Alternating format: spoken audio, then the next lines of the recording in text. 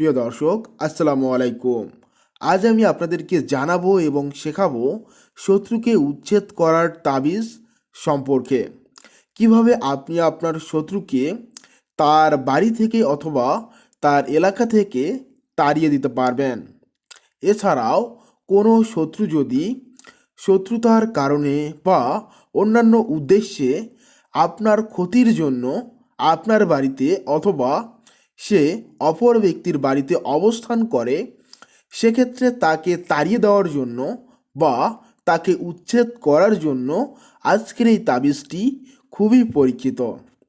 এই তাবিজটি দীর্ঘকাল ধরে অনেক গুরুজনদের হাত ধরে পরীক্ষিত হয়ে আসছে।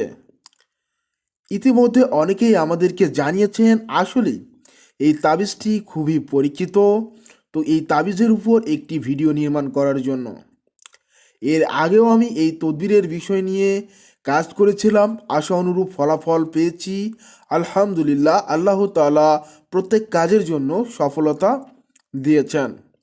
প্রিয় দর্শক, সেজন্য আপনাদের উদ্দেশ্যে যাতে আপনারাও সফলতা ধার অবধি পৌঁছাতে পারেন বা নিজেই সফল হতে পারেন, সেজন্য আজকের এই তাবিজটি আপনাদেরকে খুব সহজভাবে সুন্দরভাবে শিখিয়ে দেব। যদি আপনারা এখানে লক্ষ্য করেন তাহলে দেখতে পাচ্ছেন যে এখানে কিছু নিয়ম রয়েছে এবং আপনার যদি এই কিতাবটি থাকে সেক্ষেত্রে আপনি হয়তো এই ভিডিওটি এড়িয়ে যাবেন। আপনি বড় ভুল করছেন এই ভিডিওটি এড়িয়ে গিয়ে, কেননা ভিডিওর মধ্যে আমি যে আলোচনাগুলো করব সেই আলোচনাগুলো এই কিতাবের ভিতরে কেউ পাবে না। আর কোনো তান্ত্রিক কবিরাজ আমার মতো করে আপনাকে বোঝাবে না। যে কোনো কাজই করতে যান না কেন আগে আপনাকে বুঝতে হবে, যদিও বিষয়টা তুচ্ছ বা ছোট, তারপরেও ওই কাজটা করার আগে বোঝার জানার কিছু বিষয় রয়েছে। আমরা যেমন গুরু মানি, ওস্তাদ মানি, কী জন্য মানি? কিছু জানার জন্য, বোঝার জন্য। আমরা চাইলে ইচ্ছে করলে অনেকগুলো কিতাব আমরা সংগ্রহ করতে পারি, কিন্তু যে প্রাকৃতিক জ্ঞান বা যেটা শিক্ষা জ্ঞান সেটা কিন্তু আমরা পাই না। বইয়ের মধ্যে লেখা আছে যে এটা এটা এটা করো, কাজ হয়ে যাবে। আদৌ কি আপনারা বইয়ের ভাষায় কাজ করে সফল হয়েছেন? আর হলেও বা কয়জন সফল হয়েছেন? এইগুলি বুঝতে হয়, জানতে হয়। প্রিয় দর্শক, আপনাদের জন্য আমি কবিরাজ সোহানুর রহমান সাগর আজকের এই ভিডিওতে জানিয়ে দেব, শিখিয়ে দেব। যারা আমাদের চ্যানেলে নতুন এসেছেন বা আমাদের নিয়মিত ভিডিওগুলি দেখেন তারা অবশ্যই আমাদের ভিডিওতে লাইক করবেন। চ্যানেলে নতুন হলে চ্যানেলটি সাবস্ক্রাইব করে পাশে থাকা বেল বাটনে অল নোটিফাই অল ক্লিক করে দেবেন, যাতে আপনি আমাদের পরবর্তী ভিডিওগুলি দেখতে পারেন। ভিডিও সম্পর্কিত কোনো মন্তব্য অথবা আমাদের যদি পরবর্তী কোনো ভিডিও চান সেক্ষেত্রে অবশ্যই কমেন্টস করে জানিয়ে দেবেন। তো বন্ধুরা, আমরা এখন মূল আলোচনায় চলে যাচ্ছি। আপনারা এখানে দেখতে পাচ্ছেন যে শত্রুকে দমন করার জন্য নিম্নের নকশাটি নিম পাতার উপর লিখিয়া মুখে চিবাইয়া শত্রুর চলাচলের রাস্তায় ফেলিয়া দিবে। আল্লাহর রহমতে শত্রু দমন হইয়া যাবে। নকশাটি এই। প্রিয় দর্শক, এখানে যে ব্যাখ্যা আছে, যে নিয়ম আছে, এই নিয়ম ছাড়াও কিন্তু এই তাবিজের ফলাফল আমরা পেয়েছি। তো এই নিয়ম ছাড়া আপনি কি প্রথা অবলম্বন করবেন তো সেটাই জানিয়ে দিচ্ছে। মূলত আপনাকে এই তাবিজটা লিখতে হবে। লেখার নিয়ম রয়েছে, অবশ্যই শুদ্ধতা অবলম্বন করে পাক পবিত্র অবস্থায় পূর্ব দিকে মুখ করে বসে এই কাজটি করতে হবে। নির্জন নিরিবিলি স্থানে বসতে হবে। আগরবাতি, লোবান অথবা ধূপ যে কোনো একটি জ্বালিয়ে নেবেন এবং মোমবাতি জ্বালিয়ে নেবেন। জাফরান, মেশকো, গরুচনা মিশ্রিত কালি অথবা সাধারণ কলম দিয়েও আপনারা চাইলে লিখতে পারবেন। লেখার আগে অবশ্যই সূরা কাউসার 101 বার উচ্চারণ করে নেবেন। হিন্দু শাস্ত্র থেকে যদি কেউ করতে চান তাহলে অবশ্যই সূরা কাউসার 108 বার উচ্চারণ করে নেবেন।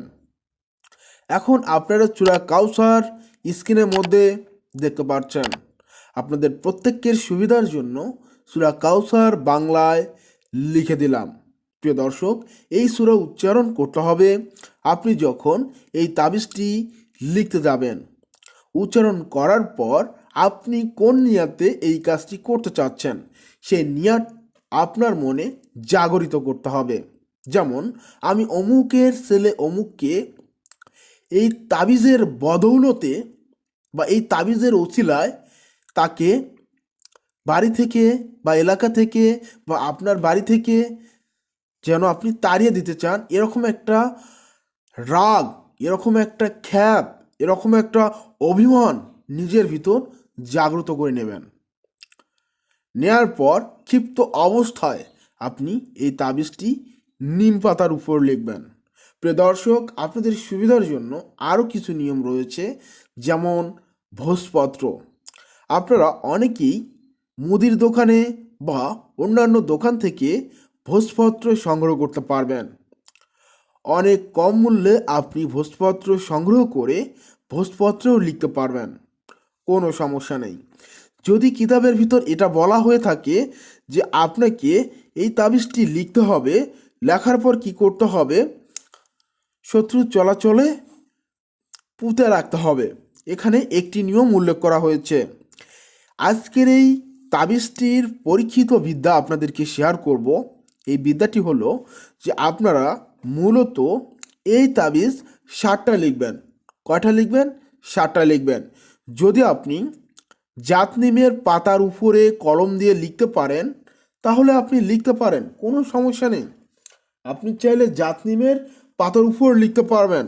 এটা মূলত ঔষধি গুণসম্পন্ন একটি গাছ, তার উপর এই কলম দিয়ে আপনি লিখতে পারবেন, কোনো সমস্যা নেই।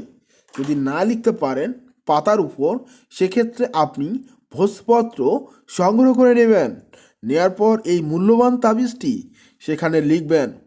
লেখার পর আপনাকে যে কাজটি করতে হবে, নিচে আপনার উদ্দেশ্য লিখে দিতে হবে। আমি একজন পুরুষকে তাড়াবো, আমি একজন ছেলেকে তাড়াবো। সেক্ষেত্রে আমাকে এখানে উল্লেখ করতে হবে এই তাবিজের বদৌলতে অমুকের ছেলে অমুক অমুকের বাড়ি থেকে চলে যাবি। যদি না যাস, দোহাই দিলাম আল্লাহ রাসূলের মাথা খাস। তারপরেও যদি না যাস, দোহাই দিলাম শিব ধর্মের মাথা খাবো। এইটা আপনাকে এই তাবিজের নিচে লিখে দিতে হবে।